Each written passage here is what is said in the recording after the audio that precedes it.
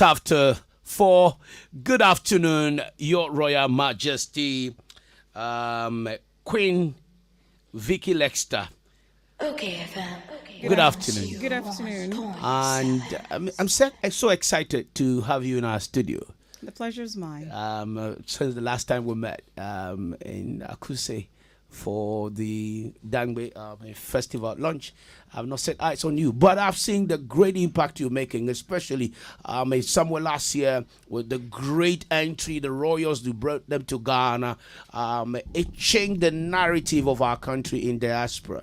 But let me ask, so far, how has that royal wedding, the royal marriage, that royal entry, how has it impacted on our cultural tourism in the diaspora? Well, I believe it's had a much positive impact because people saw Ghana in a whole different light.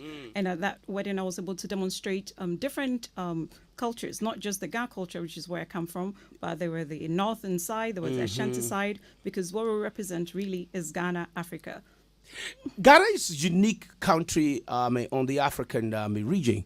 Today I saw a news report from Kenya where a reporter was actually talking about His Royal Majesty Otumfuo Setutu and this umpires of Monaguchi, Efia Pokia, when they denigrated the royals too, and it became an issue.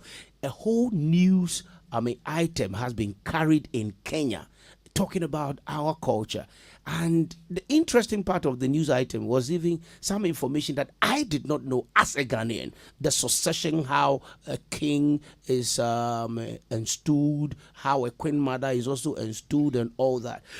Tell me, what is the perception about Ghana out there? Since today is World Tourism Day and you have projected Ghana's, cultural heritage in that very positive light, how is the perception before the royal wedding?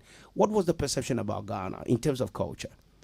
Well, in terms of culture, a lot of times people thought royalty in Ghana was only the Ashantis, right? And then they realized, there are different cultures as well. There are other aspects of royalties all over Ghana, but it's really respected worldwide.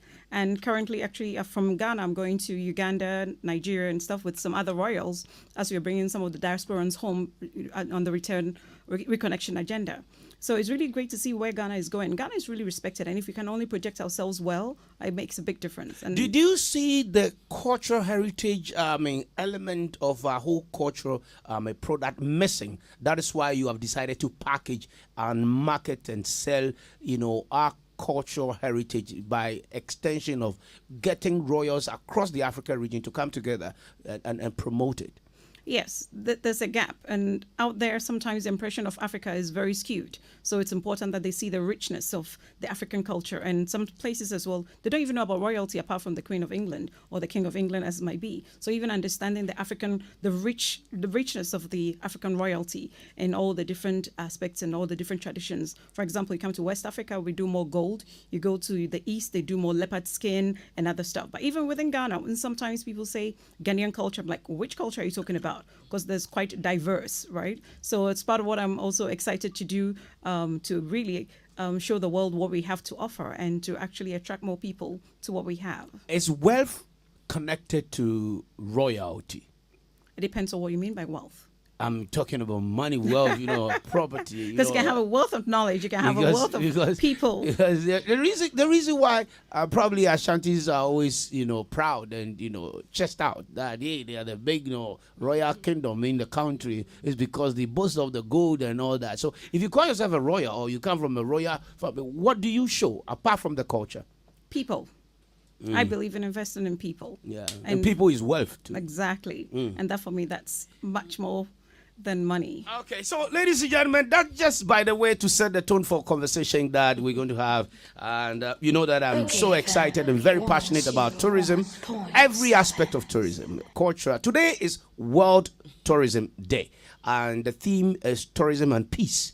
Tourism and peace. And go out there, check my post on social media. I'm talking about inclusion. I'm talking about sustainability. I'm talking about cultural preservation. And that is the only way we can sustain our tourism. I'm not talking about artificial tourism. I'm not talking about fast food tourism. I'm not talking about, microwave tourism. I'm talking about tourism that we can leave as a legacy for our children and children's children to come and see. And that makes us unique people.